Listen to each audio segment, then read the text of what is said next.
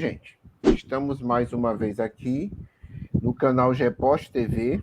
Eu, Frederico Costa, professor da UES, e o professor Emanuel Lima, da URCA.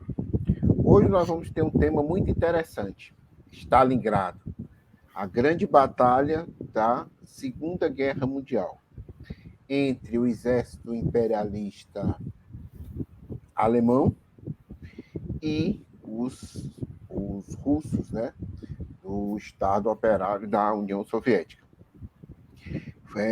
Hoje nós comemoramos, né, esse ano nós comemoramos 80 anos da batalha, famosa batalha de Stalingrado, que durou de 1942 até 1943. Foi uma das batalhas mais sangrentas da Segunda Guerra Mundial. E segundo os especialistas, determinou a viragem, né, a mudança da correlação de forças da Segunda Guerra Mundial. Foi uma grande derrota do exército alemão, né, pelo Exército Vermelho, né, o exército de operários e camponeses da União Soviética. Então vamos conversar aqui com o professor Emanuel Lima, né, que vai, sociólogo, né, mas como todo bom marxista, tem profundos conhecimentos também em História e Economia. E, aliás, ele é professor do curso de Economia da Universidade Regional do Cariri, certo? Então, Emanuel, a primeira pergunta, que bom você estar aqui com a gente, a primeira pergunta elementar, básica, né? Qual a importância de Stalingrado, né? Da derrota do exército nazista em Stalingrado em fevereiro de 1943, né, que foi a rendição. Né? Você pode falar, é óbvio, inicialmente, né, o que foi a Segunda Guerra Mundial, o que foi a invasão da União Soviética em 1941 pelo exército nazista, por quê, para quê, né? E o que foi, né, as forças que foram mobilizadas para Stalingrado. Então, você com a palavra, fique à vontade. Agradecer o convite, né, do professor Fred, para a gente ter esse bate-papo aqui sobre a Batalha de Stalingrado. O Putin, recentemente, inaugurou, né, uma placa em homenagem ao Zhukov, ao Vassiliev e ao Stalin, né, que isso causou a maior repercussão. Né? A Batalha de Stalingrado ela foi importante, né, para a virada, como o professor Fred disse, né, da guerra. Antes, os alemães já tinham sido parados em Moscou, em dezembro, uma ofensiva do Zhukov, né, que eles chegaram a recuar até 200 quilômetros, mas Stalingrado foi o cerco do exército mais preparado, certo, e bem armado, que era o 6º Exército do general von Paulus, né? E a partir daí, certo, foi estabelecida também uma grande ofensiva no sul, né, para retirar os alemães do Cáucaso. Né? A Segunda Guerra Mundial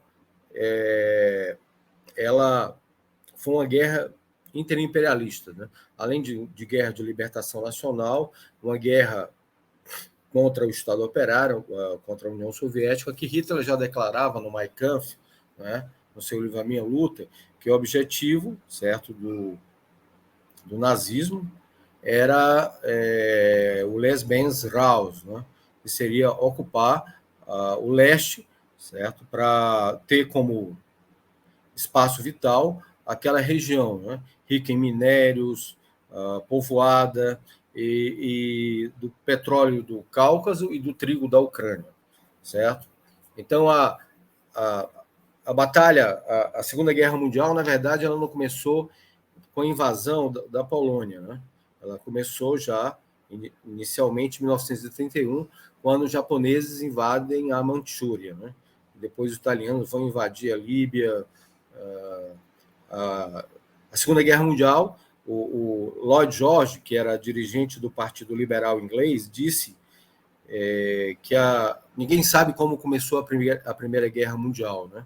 Mas o Lenin já escrevia que a Primeira Guerra Mundial foi uma partilha, né? Foi uma disputa pela partilha do mundo, assim como a Segunda Guerra Mundial também, né? A gente escuta muito nos meios de comunicação, os filmes de Hollywood, que os Estados Unidos ganhou a Segunda Guerra Mundial. Aí tem aquele filme O Resgate do Soldado Ryan, né? E outros filmes, né? Onde eles destacam muito a valentia, o heroísmo do exército americano, do exército inglês para derrotar os nazistas. Mas, na verdade, quem derrotou o nazismo, né, foi o Exército Vermelho e os guerrilheiros que atuavam na retaguarda do exército alemão, né?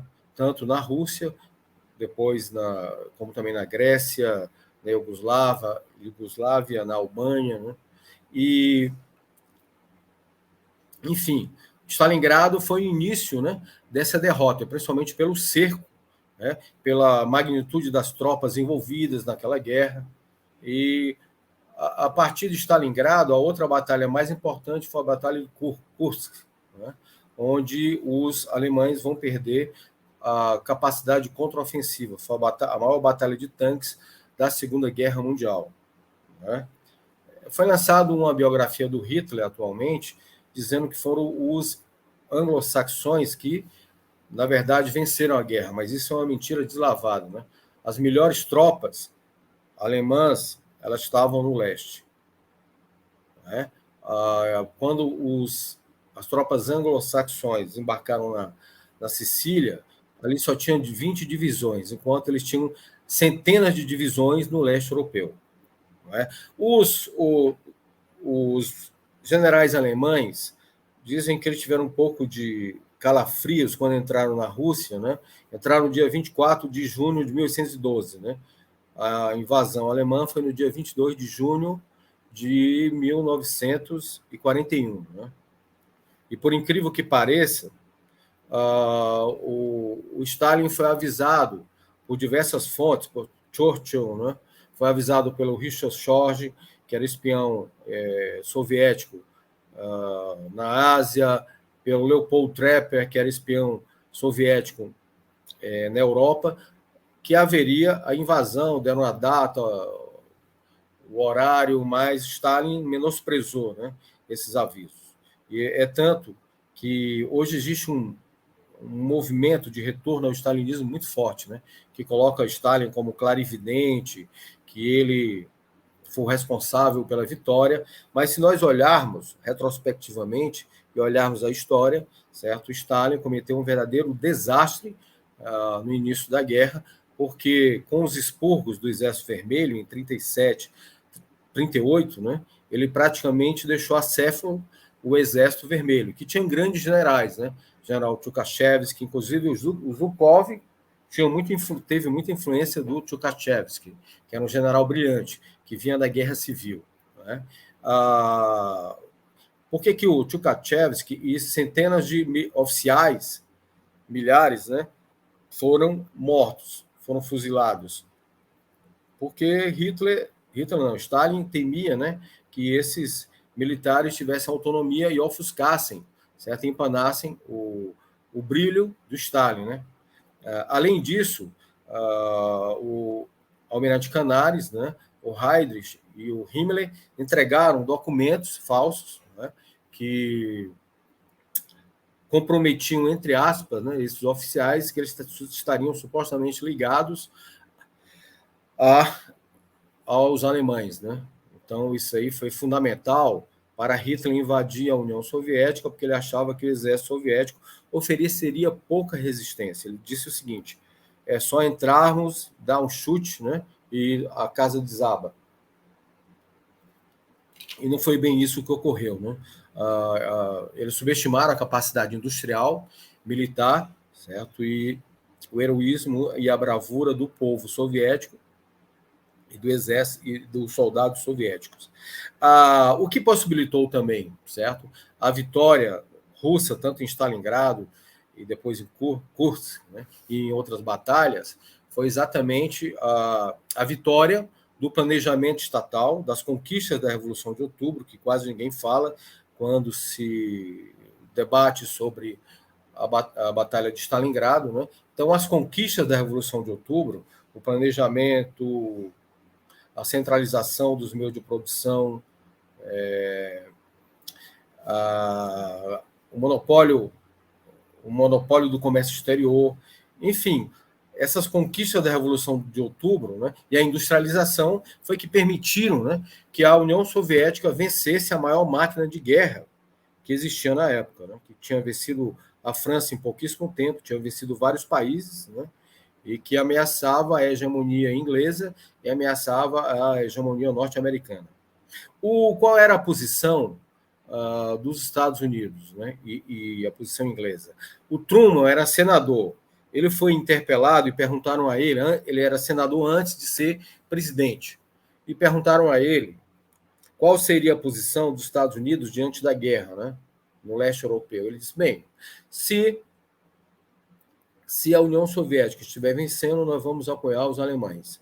Se os alemães estiverem vencendo, nós vamos apoiar os russos. Isso talvez explique, né, por que eles demoraram tanto a abrir uma segunda frente. Que eles queriam que as duas forças militares, duas forças se digladiassem até a morte, né, para os Estados Unidos entrarem, certo, já no final, para serem o fiel da balança, como ocorreu na Primeira Guerra Mundial, né? O Trotsky dizia, já em 1931, que se Hitler chegasse ao poder, ele iria se lançar contra a União Soviética. O objetivo dele central era liquidar o bolchevismo, né? Que ele associava o bolchevismo ao judaísmo. Isso estava claro no Mein Kampf, nas próprias declarações do Hitler. Quando foi estabelecido, há também muita inverdade sobre Trotsky nesse aspecto. Por quê? Quando houve o acordo Ribbentrop-Molotov em 1939, Fred, se eu tiver, professor Fred, estiver fugindo muito, aí o senhor, certo, fala aí. Tá? Continuar. Em 1939, setores do movimento trotskista romperam com o trotskismo, né? Principalmente com a invasão da Finlândia. Mas o Trotsky apoiou o acordo Ribbentrop-Molotov, porque o próprio Stalin tentou diversos acordos com as democracias ocidentais para conter Hitler, certo? Mas todas elas foram rechaçadas. O Stalin queria permissão da Polônia para ocupar o espaço polonês caso a Alemanha invadisse a Polônia. Também houve uma recusa dos poloneses, né, que tinham um governo anticomunista, né, visceralmente anticomunista e profundamente antidemocrático. Né? Então, estarem vendo, certo, que, na verdade, queriam que o Hitler fosse jogado contra a União Soviética, ele selou um acordo, que foi o acordo Ribbentrop-Molotov.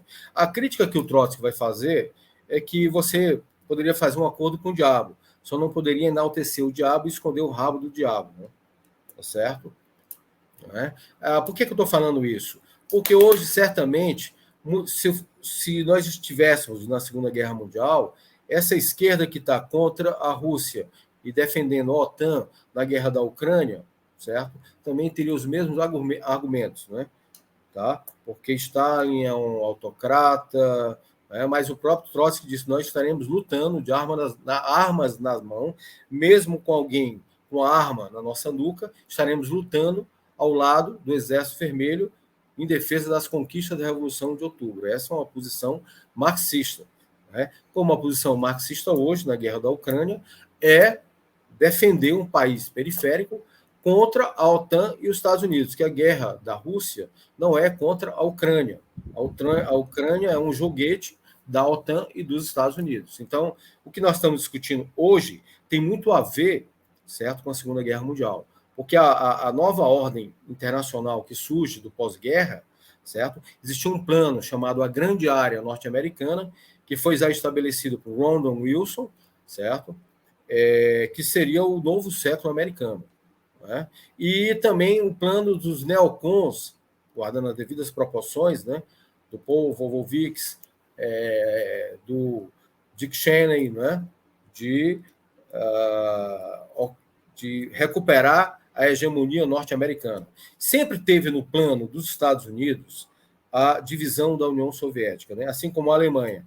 O Tratado de Brest-Litovsk, né, já no final da guerra, implementado pelos alemães, que tirava grande parte dos territórios ou territórios russos, ricos em minérios, né, já era, na verdade, para enfraquecer a Rússia, né? Tá certo? O Trotsky também foi muito clarividente quando apoiou o tratado 1922 de Rapallo, porque permitiu, certo, que a União Soviética se modernizasse o seu aparelho militar, né, através da transferência de tecnologia, né?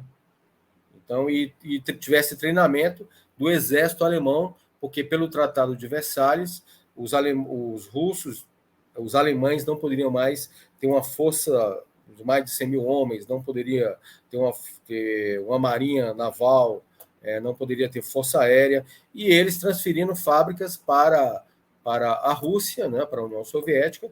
Trotsky foi favorável, né, porque ele sabia da importância, certo, da transferência de tecnologia para que a União Soviética se modernizasse e estivesse à altura, certo, de qualquer invasão que ocorresse no seu território.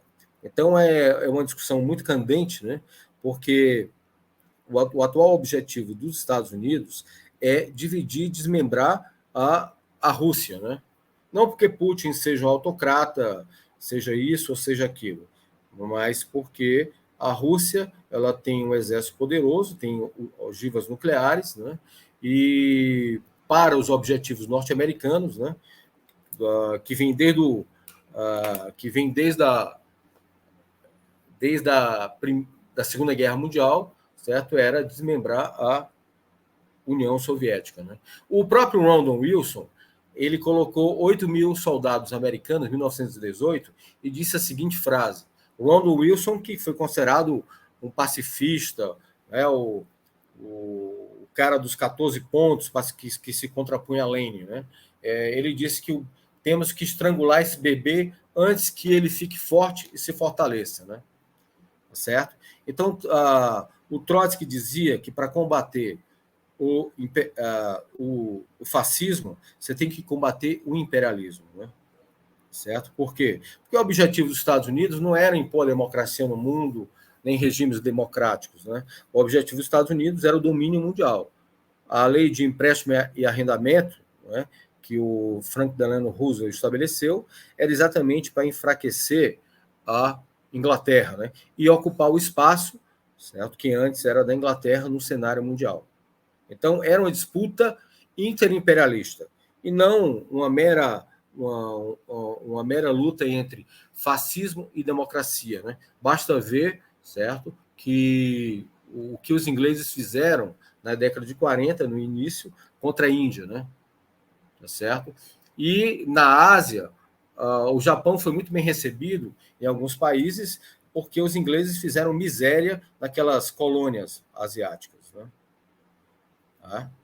Então, a Batalha de Stalingrado ela também foi muito importante nesse aspecto. É o ponto de virada, né, certo? De inflexão da Segunda Guerra Mundial, né?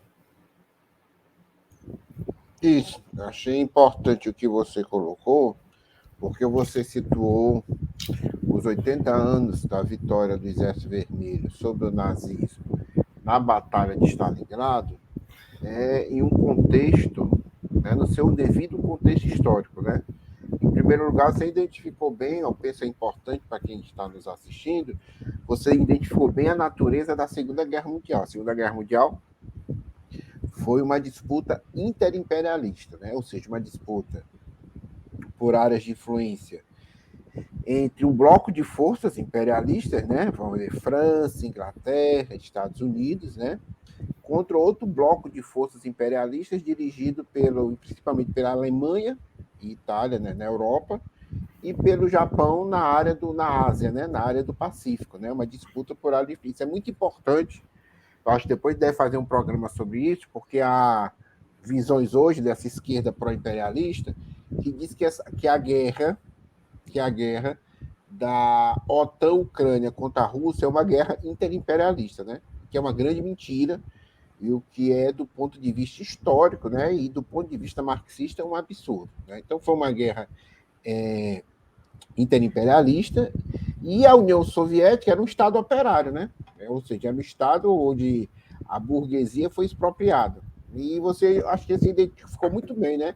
Porque um dos objetivos do imperialismo alemão, e sempre foi destruir o Estado operário soviético. Né? E, diante disso, ele foi bem visto pelos outros imperialismos pelo qual ele lutava. Contra o qual ele lutava, né? Pela França, pela Inglaterra, pelos Estados Unidos. Né? Então, a Segunda Guerra Mundial mudou, né, as feições do mundo. Né? E você também colocou muito bem que quem ganhou realmente a Segunda Guerra Mundial foi a União Soviética. Isso é muito importante. Quem diz isso não somos apenas nós, né?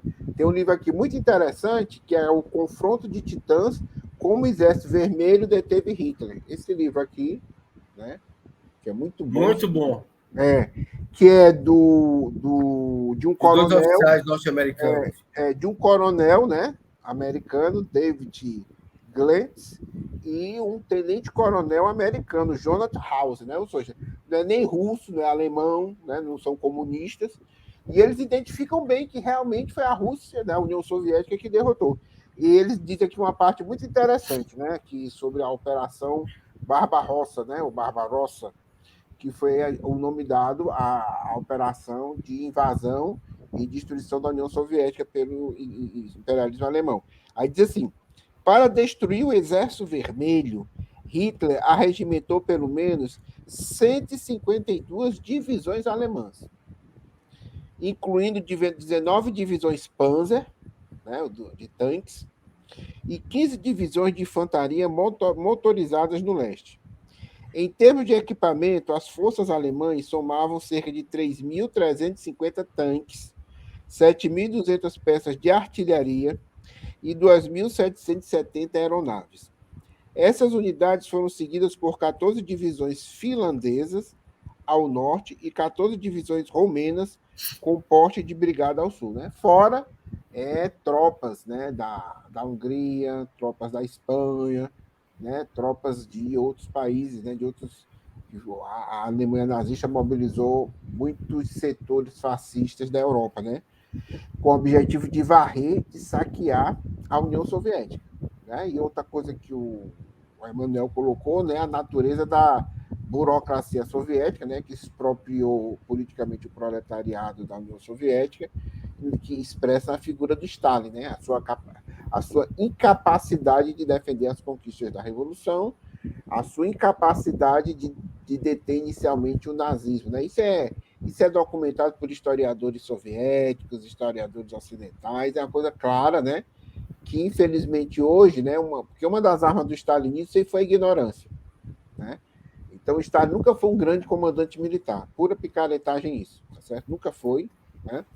E também, como os ocidentais dizem, né, que os exércitos, quem derrotou Hitler foi o General Inverno. Ou então que era o seguinte: tinha muita gente lá e os caras ficavam jogando, né? Era uma massa de soldados para serem massacrados pelos nazistas, que é também outra grande mentira.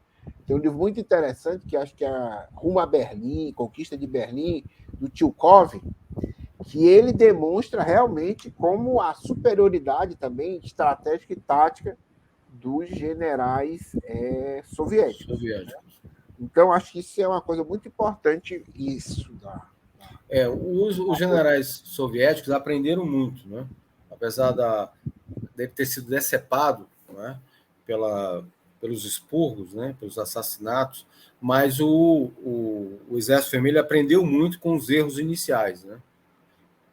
E na metade da guerra, os oficiais tiveram mais liberdade, né, de agir. Exatamente, que foi uma coisa que dá de uma diferença, né, do exército alemão. Do exército alemão, porque cada vez mais Hitler desconfiava mais de generais, errava mais, porque você concentrava tudo no Hitler, um cabo, né, apesar um grande blefador que ele sempre foi, né, diferente, né? E você tinha atenção muito grande, tanto é que em 44 houve uma tentativa de golpe de Estado por setores militares, né? Na Alemanha, né? Que não aceitavam o Hitler, né? Nem o que estava levando a Alemanha à derrota, né? Só muito espaço aí que era foi um levante democrático, né? Não, mas uma das primeiras medidas era manter a ditadura, né? Deles, né? Uma coisa importante é que o Hitler nunca teria fechado essa invasão da União Soviética se a Terceira Internacional, né, tivesse lutado, tivesse estabelecido uma frente única, como o Trotsky defendeu, né, para impedir o ascenso do nazismo. Né? Então, a traição do SPD e do KPD, né, do Partido Comunista Alemão, é o que explica a vitória do Hitler sem luta, né, contra o proletariado mais poderoso do mundo, que era o alemão, pela política traiçoeira, tanto da social-democracia, né, que votou em Hindenburgo e acreditava que o exército, que o Estado alemão iria parar, certo, na República de Weimar, a trajetória ascendente de Hitler, assim como a política do terceiro período, né, do stalinismo, que colocava que a social-democracia era gêmea irmã do fascismo, né? Então, se Hitler chegasse ao poder, ele passaria pouco tempo, né? Que é uma política suicida, que hoje no Brasil a gente vê um pouco isso aí, com um golpe para derrubar a Dilma, né? Que muitos setores da esquerda achavam que se o PT saísse do governo, eles ocupariam esse espaço, né? Com uma política suicida. E tem setores ainda que consideram isso da mesma forma atualmente, né? É verdade. Eu participei de um debate com um professor aí, universitário, que ele disse que o Lula era a mesma coisa que o Bolsonaro. Inclusive, é uma política do terceiro período tupiniquim, né? Tupiniquim, né? Porque é mais... Ninguém sabe se é uma tragédia ou é uma comédia. Eu acho que é mais uma comédia. É mais uma comédia. Porque, inclusive, chegaram a publicar de que seria pior. A vitória do Lula seria pior para a classe trabalhadora. Né? Aí uma coisa dessa realmente não dá nem para não dá nem para classificar, né? Não dá para dialogar com quem pensa uma coisa dessa, né? Tamanha a imbecilidade. Imbecilidade. Né? Pois o Trotsky até dizia, ele tinha excelentes metáforas, né? Se tivessem duas pessoas que quisessem lhe matar, uma que vai lhe dar um tiro na cabeça e vai lhe matar imediatamente, e outro que vai lhe dar veneno aos poucos, contra qual você partiria imediatamente para lutar? Contra aquele que vai lhe matar imediatamente, né? É isso, mas depois, utilizando a metodologia do Lênin, quando a gente ouve umas afirmações dessas, não é só uma questão política, né? É uma questão também social, né? Quais são os setores sociais que defendem isso, né? Uma visão dessa limitada, né? Não é o povo que está na rua, que está no sufoco, está pegando trem, salário mínimo de fome, entendeu? Desemprego, fome. É a camada social que está tranquila, né?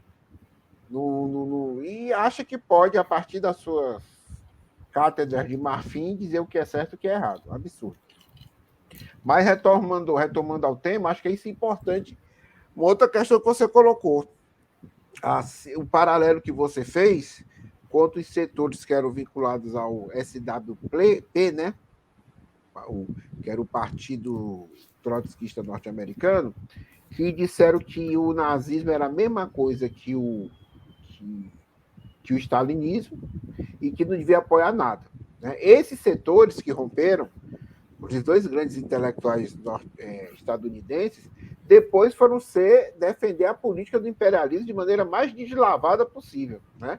Inclusive defendendo a política da Central de Inteligência Americana, para você ver onde é que leva essa consequência. Né? O Marcuse trabalhou na OSS, né? Que foi a precursora da CIA. E o Marcuse é um dos caras mais à esquerda da escola de Frankfurt. Né? Exatamente. Né? Um foi o Bormann, né? Um foi o Bormann e o Schatman. E o Schatman. Todos os dois foram para a extrema-direita americana, né? Foi para a direita americana. Quando eu falei do Marcuse, isso não significa que o Marcuse fosse mais tal grau de incompreensão, né, do imperialismo, tanto democrático quanto fascista, né? Que, na verdade, o objetivo deles não era o domínio mundial, mesmo nos Estados Unidos, né? Mas uma coisa importante, o paralelo que você fez, que eu não tinha pensado ainda, é esse paralelo que você fez entre Stalingrado e a luta da Rússia hoje em dia, né? Porque a gente deve julgar do ponto de vista objetivo, não do ponto de vista moral. Né? O que existe, em primeiro lugar, existe um sistema imperialista mundial, tem uma hierarquia, mas quem está na cabeça, quem hegemoniza são os Estados Unidos, né? No comércio de armas mundial, os Estados Unidos têm 40% do comércio de armas. A Rússia tem 16%, acho que a China 5,27%, uma coisa assim. Se você somar com os outros países imperialistas, são 70% do comércio mundial, incluindo, acho que, Israel, né, que é um fantoche imperialista, e a Coreia do Norte. E você vê que a maioria desses países estão alinhados contra a Rússia e contra a China. Então, objetivamente, esses países, a China, a Rússia principalmente, está na vanguarda, na luta de frente contra o imperialismo norte-americano, estadunidense.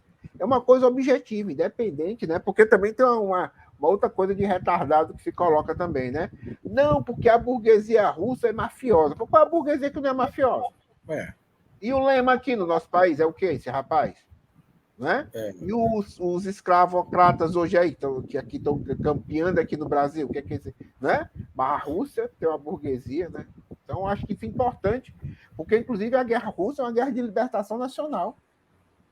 A Ucrânia é uma fachada, é um para-choque do imperialismo. Tá? Quando estavam matando lá os russos na Ucrânia, estavam tocando fogo na casa dos sindicatos com gente dentro, estava perseguindo os partidos comunistas, as organizações operárias da Ucrânia, o Ocidente se calou. Né? E querem assim, prender o Putin, né? É uma farsa total, né? Mas eu digo assim, você quer prender o Putin? Tribunal Penal Internacional. E por que não prende o Biden, cara? Que apoia a Arábia Saudita, que apoia as piores ditaduras do mundo, entendeu? O Obama. Isso. Que o Obama, né? Os neocons estadunidenses. Isso. Que financiaram a guerra do Iraque, que esmagaram durante 20 anos o Afeganistão, que destruíram a Líbia, que tentaram destruir a Síria. Né? E não tem prisão para esses caras. Né? São os grandes defensores da humanidade. Né? Então a gente vê... Isso mostra a farsa dessa guerra, né? Dos objetivos estabelecidos pelo imperialismo contra a Rússia. Né? Isso. Eu acho uma boa colocação que você fez. Hoje vivemos uma nova Stalingrado, 80 anos depois. E a nova bem objetivo. Se os Estados Unidos vencem na Rússia, quem sai fortalecido é o imperialismo estadunidense. E os países imperialistas que apoiam os Estados Unidos. Uhum. Se os Estados Unidos é derrotado, isso significa um enfraquecimento do imperialismo norte-americano. Uhum. É simples, não tem... É uma coisa bem objetiva. Aí tem que saber bem objetiva. É uma coisa bem objetiva. É o seguinte, como em 1943, nós estamos pela derrota do imperialismo ou pela vitória do imperialismo? No caso, ele estava pela derrota do imperialismo alemão, né? Porque quem defendia o nem, de certa forma, estava, né, favorecendo a vitória do imperialismo alemão. Né? O erro não foi lutar contra o imperialismo alemão. Né? O erro, e o que o Trotsky denunciava, era não transformar a derrota do imperialismo alemão na vitória da Revolução Proletária. Né? Vitória da Revolução Proletária. Essa foi a questão. Né? De sacrificar a insurreição grega, que durou até 49, aos acordos criminosos foram estabelecidos em Alto Potsdam. E na Itália e na França também. Por exemplo, Ho Chi Minh teve que aceitar a divisão entre Vietnã do Norte e Vietnã do Sul, pressionado, certo, pela União Soviética, Exatamente. Pela China em nome desses acordos, né? A própria o filme do Bertolucci, 1900, acho que é 1900, né? Que mostra isso aí, né? Que você tinha uma base do Partido Comunista que lutou na resistência, que queria, certo, mudar a Itália. E eles foram obrigados a entregar as armas porque a direção do Partido Comunista Italiano, certo, tinha como objetivo reconstruir o Estado burguês na Itália. Assim também na França, né? Tá? Exatamente. Então, acho que isso é uma coisa muito importante, a gente está discutindo essa data, né? Quer dizer, a importância de Stalingrado. Stalingrado significou a virada, uma derrota do imperialismo, do nazifascismo, né? O significado disso, e que hoje, novamente, né, depois de 80 anos, a Alemanha se rearma e manda tanques novamente para a Ucrânia. Né? E mesmo isso significando o estrangulamento econômico da burguesia alemã, né? Exatamente. Exatamente.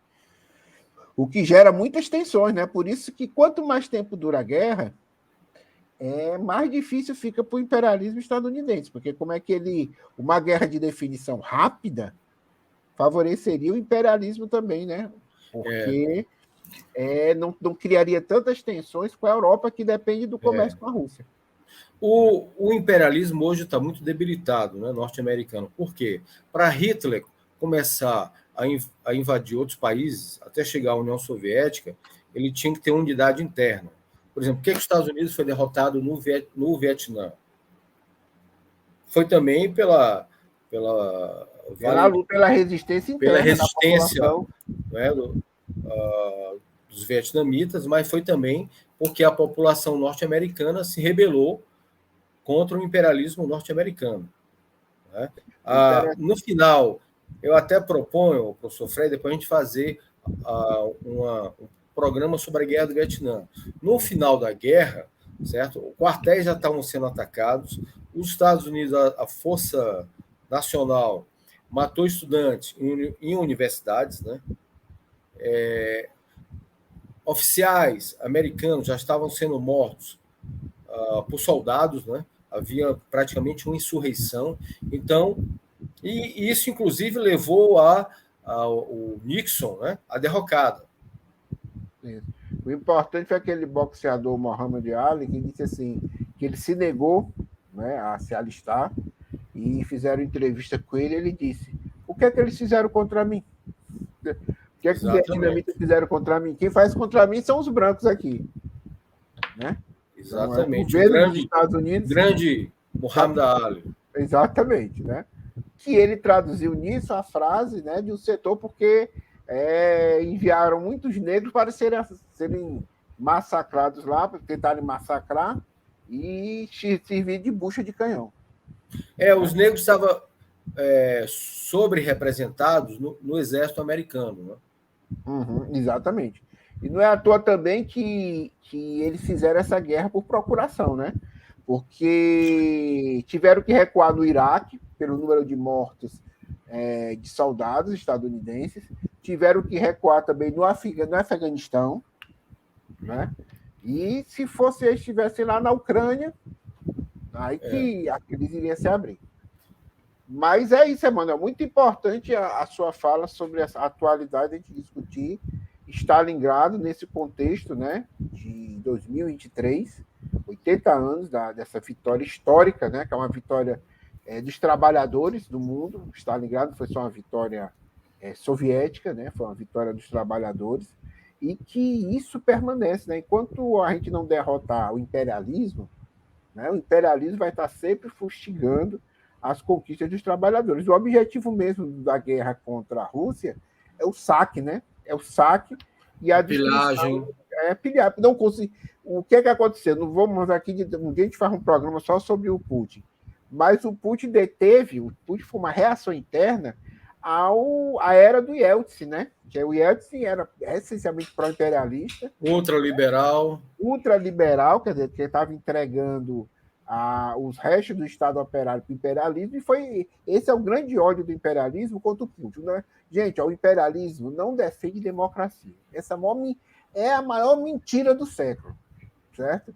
Então não defende democracia, não defende direito das mulheres, não defende direito LGBT, estão pouco se lixando para isso. Eles só utilizam isso, certo? Quando é para manipular as massas contra países que eles querem destruir e saquear. Nós temos que lembrar que Stalingrado trouxe uma grande simpatia mundial pela União Soviética, né? E pela derrota do nazifascismo. É tanto que mal estava acabando a Segunda Guerra Mundial, o Roosevelt tinha morrido. E o Truman mandou navios que estavam levando, certo? Alimentos, materiais para a União Soviética para retornarem. Aquele famoso telegrama do George Kennan, e a Guerra Fria já começa ali, porque os Estados Unidos queria, certo, empanar o brilho da União Soviética e instituir uma verdadeira cortina de ferro, né, contra a União Soviética, tal grau de simpatia que os outros povos tinham à União Soviética. Né? Na verdade, não era a doutrina Truman e a Guerra Fria não era uma contenção, era uma ofensiva contra a União Soviética e contra o socialismo. Tem que ficar claro isso aí, porque Stalingrado trouxe uma grande simpatia da população mundial. É só a gente lembrar aqui que a gente estava sob Estado Novo e o Brasil entrou na guerra e o alto comando militar brasileiro era simpatizante do nazismo. E tem aquele famoso poema, né, do Carlos Drummond de Andrade sobre Stalingrado, né? Então, a União Soviética foi que recebeu a carga maior das forças da besta nazista, e Stalingrado foi o começo da derrota, né, do nazismo. Uhum. Não foi o dia D, certo? Não foi o desembarque na Sicília, não foram as batalhas no norte da África, foi exatamente no leste europeu, certo? E as guerrilhas foram estabelecidas pelos trabalhadores que levaram o fascismo à derrota, né? Lembrando que em 1934 a classe trabalhadora brasileira botou os galinhas verdes para correrem, né? Isso, os integralistas. Os integralistas. Exatamente. Então essa discussão sobre Stalingrado, ela é muito atual porque o fascismo está crescendo no mundo. Ele tem algumas diferenças com o fascismo tradicional, né? Mas é um risco para a classe trabalhadora. Né? Porque o objetivo do fascismo, isso é que eu até você deve conhecer. Eu estou lendo esse texto aqui, que eu recebi essa semana. Quem é fascista? Do Emílio Gentili. Emílio Gentili, que é um grande historiador do fascismo italiano. Mas ele coloca uma coisa que talvez que hoje, ou seja, como ele não trabalha com a visão científica do Trotsky, ele acha que o fascismo é só forma e hoje não tem fascismo. Mas o fascismo, historicamente, tem um objetivo claro, clássico. Não é destruir apenas a democracia burguesa. Isso faz as ditaduras bonapartistas, as ditaduras militares e tudo. O objetivo do fascismo é destruir, atomizar, esmagar o movimento operário a serviço do grande capital. Então, se o capital está em crise, a única arma do grande capital, por exemplo, hoje uma das indústrias que mais cresce nesses últimos anos, últimos 4 anos, foi a indústria armamentista, que é um dos pilares, né? Até a Rosa Luxemburgo colocava isso, né? Era o setor 4 da economia capitalista, ou seja, a indústria bélica era um dos elementos de escape para a crise do capitalismo. Os gastos de defesa nos Estados Unidos, eles chegam a $1 trilhão, né? Nenhum país chega a ter os gastos que os norte-americanos têm, né? E as mais de 800 bases militares. Então, isso aí já por si só é suficiente para desmistificar a ideia que a Rússia está lutando uma guerra com uma certa paridade contra o imperialismo norte-americano e contra a OTAN. É uma guerra defensiva. Uma guerra defensiva e uma guerra de libertação nacional daquelas populações que estavam sendo oprimidas pelos nazistas da Ucrânia. Né? Exatamente. Então, é muito bom conversar com você, tá certo? É muito importante, acho que depois a gente tem que retomar, acho que a gente tem que, pelo menos de 15 em 15 dias, a gente fazer esses programas, ou até fazer uma live, né? Uma coisa bem ao vivo mesmo, para a gente debater com quem quiser com a gente sobre essas questões atuais. Seria né? interessante. É quase não há debate hoje na esquerda, né? Não, não há, cara. É uma esquerda muito. Eu digo assim, a esquerda segue, eu acho, 90% da esquerda segue uma orientação dentro da pauta posta pelo imperialismo, pela burguesia, pelo fascismo, entendeu? Não segue uma pauta pautada nos interesses dos trabalhadores. Concordo plenamente. Concordo Certo? plenamente. Então, a pauta moral, entendeu? Você pode ver. Identitária, Identitária, pró-imperialista. pró-imperialista. Então, as grandes questões nacionais, as questões estruturais, você não vê. Você não vê discutida reforma agrária, você não vê discutido soberania nacional, Reajuste salarial, reajuste salarial. Você teve essa coisa, estatização das empresas privatizadas, estatização do sistema financeiro. estatização do sistema financeiro, reforma agrária. Pois é. Você quer expulsar o presidente do Banco Central. Tem um vídeo da, como é aquela economista, Maria da Conceição Tavares, né? Ela disse assim, qual o grande problema do Banco Central brasileiro? O que você queria, o cargo que você queria? O João pergunta, você queria ser... Não, quero ser presidente, não. O que eu quero é ser do Banco Central, porque o problema do Banco Central é que só bota bandido para dirigir o Banco Central. Né? Então, veja, então essa é a lógica. Vai tirar um bandido para colocar outro bandido? Né? E no primeiro congresso da CUT se falava em estatização do sistema financeiro. Exatamente. E hoje a esquerda, hoje o sistema financeiro é mais agressivo, né? É mais parasitário ainda, e você fica com medidas tópicas, moralizantes. Né? Mas é isso, acho que quando as massas começarem a entrar em movimento, essa correlação de forças tende a mudar, porque você tem que expressar politicamente esses interesses que estão em movimento. Mas e já está entrando, né? Na França. E a França é um grande exemplo. A França é uma... Isso. Greve dos metroviários no Brasil, isso. Né, em outros países da América Latina. A França é um grande exemplo, porque é um país imperialista, um país que fez a Revolução Francesa, e você vê que duas coisas, os caras se tornam, nessa fase, antidemocráticos, e um ataque assim, até a aprovação dessa contra-reforma da Previdência, os caras deram um golpe no próprio parlamento. Passaram sem votação, sem coisa nenhuma. Não é à toa que quando o neoliberalismo teve que ser implantado na União Soviética, o Yeltsin teve que bombardear, acho que em 93, o parlamento russo. Né? Exatamente. E ninguém Com foi lá apoio norte-americano. Isso. Com apoio norte-americano. Isso. E ninguém colocou a defesa do parlamento, né? Da democracia e tudo. Exatamente. Aliás, não era mais nem a União Soviética. A União Soviética já tinha ruído. Né? Era a Federação Russa. Federação Russa. Pois é isso. Emanuel, muito obrigado por essa entrevista, por suas colocações, né? E vamos desenvolver mais esse hábito, né? Tá vendo? A gente faz até um programa nos sábados com o Emanuel. Olha aí, coisa legal.